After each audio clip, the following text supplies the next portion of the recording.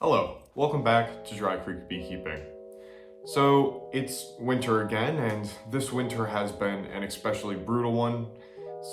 Definitely, at least here in the Midwest where I live, where we had a huge cold snap in early December. And because of this brutal weather, this may mean for a lot of people, some of your hives have died. So today, I am going to go through all the steps on how to clean a hive once it dies. Alright, once you get your hive up from the bee yard, then what I like to do is set up a table and then grab a outer cover, set it on the table, take the hive box and set it in that outer cover. The reason I do this is so that it's easier to clean all of the scraps from the hive. Keep in mind, some of the scraps will get on the floor, but it should mostly stay in the outer cover. Another good thing to do is to have a second box sitting off to the side to place frames in once you're done with them. So without any further ado, let's get started. Alright, so to start off, what I like to do is scrape the top of all these frames. One thing that you will notice with a dead hive, there's going to be dead bees all around, and I'll go through how to get those off here in just a second. Another thing you can do if there is some honey on the top of these frames is have a cup sitting off to the side to use your hive tool to scrape it all off. By the way, the only tool that you will ever need to clean a hive, unless you're doing some serious deep cleaning, is just a normal hive tool, which makes it pretty easy. And you can see I'm just letting all of the beeswax fall down in between the frames here. Alright, once the tops of all these frames are scraped off, then you can start actually going through all the frames and cleaning them off. So we'll start with this outermost frame here. This one's kind of stuck in here because it's got some burr comb. Just gonna, there we go. So you can see there's a few different things with this frame here. First, the propolis along these. The propolis at the bottom, there also may be comb at the bottom, and then there's some burr comb. So with that burr comb, what I like to do is just cut it out so that the bees can, when this frame gets put in a new hive next year, the bees can actually do something good with that area there instead of just making burr comb.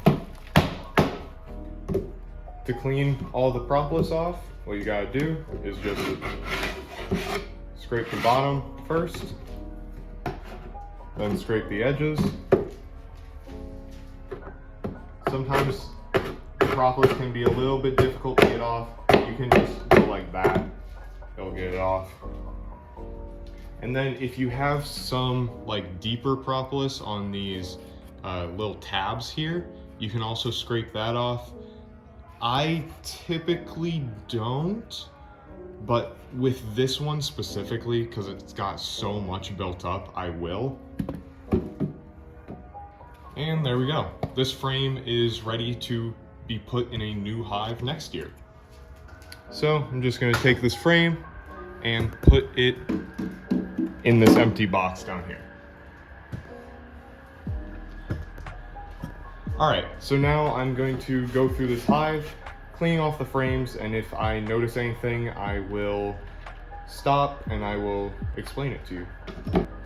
Alright, here's a better buildup of propolis to demonstrate what I was talking about.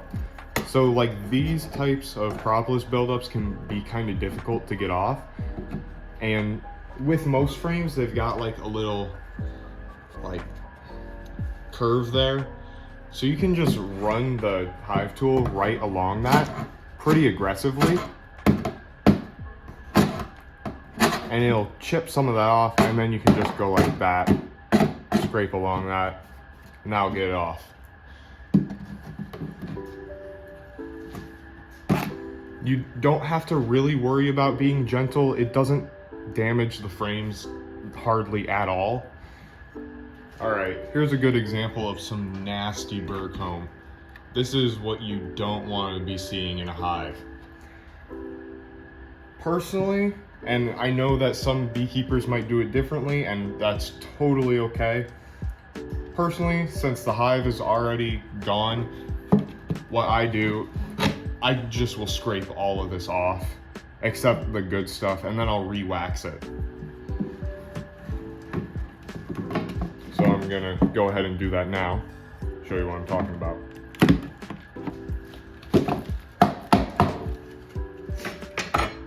All right, and there we go. It still needs a little bit more cleaning up, but I'm going to do that once I re-wax this frame, which is not gonna be right now. Then with all this comb that I chopped off here, I personally keep it all in a little can, and then all this is going to a local business owner who uses beeswax in their products.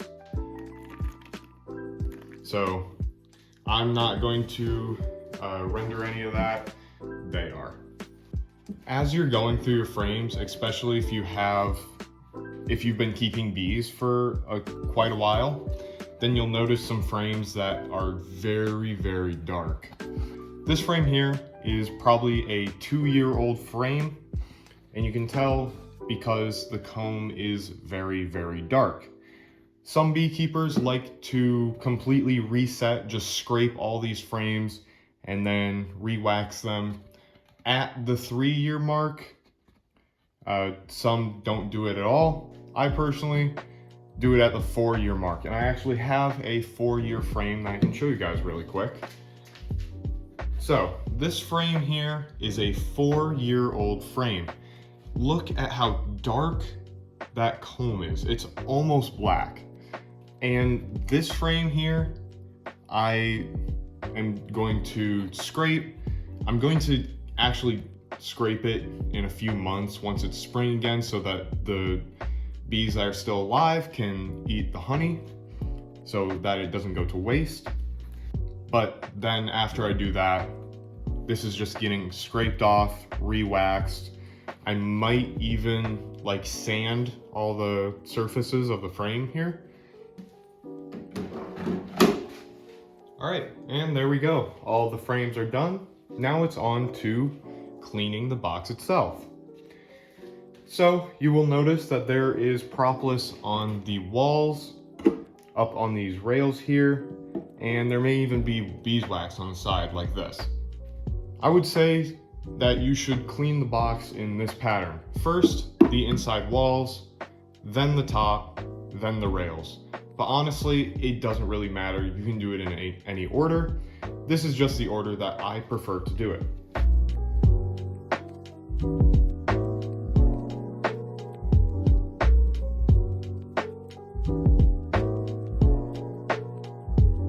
All right, so now to clean the rails here,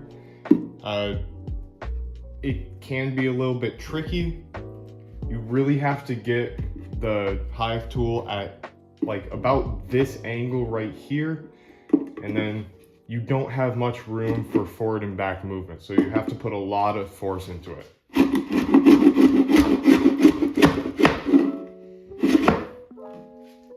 But there we go. I got half of the bottom part of this clean. Now for the top. And I only do half at a time. So now I flip this around. So now it's facing this way, so I can keep this motion going away from my body so I can get more force behind it.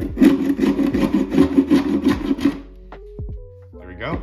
And then pop.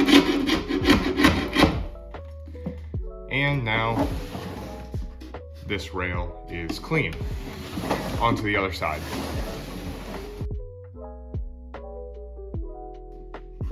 And there you go. The box is done. Now, if you have an older Hive box, you can choose to repaint it. This Hive box is from this year, so, well, I guess it would be from last year. It's not even a year old yet, regardless. So I'm not going to repaint it. And look at all of that. There is a lot of stuff in the top of this box now.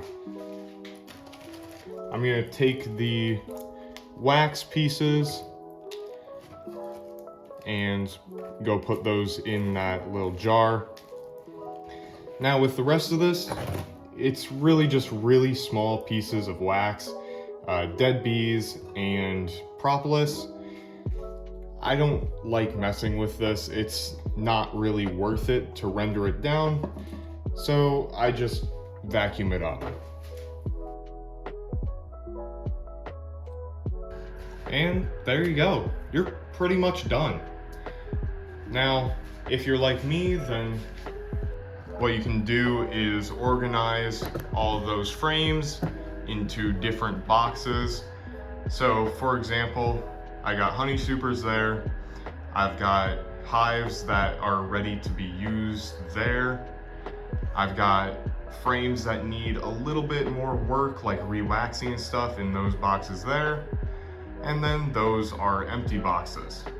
I'm not gonna show the process for organizing all those frames because it's a pain and you don't even really need to do it. I just like to be organized. Otherwise, I guess one last thing I should mention, if you peel off any wax that has honey in it, like this wax here, let's see if I can get my camera to focus. There we go. All right, like this wax here, you can see has honey in it, or this. What I do with that, I'm keeping it in this for right now for organization's sake, but what I will end up doing with this is just putting it in a jar, maybe crushing it down a little bit, and then giving it to the bees in the spring. By the way, all of that honeycomb came from frames that look like this. It's not worth it to keep frames that look like this. Trust me, just scrape it off.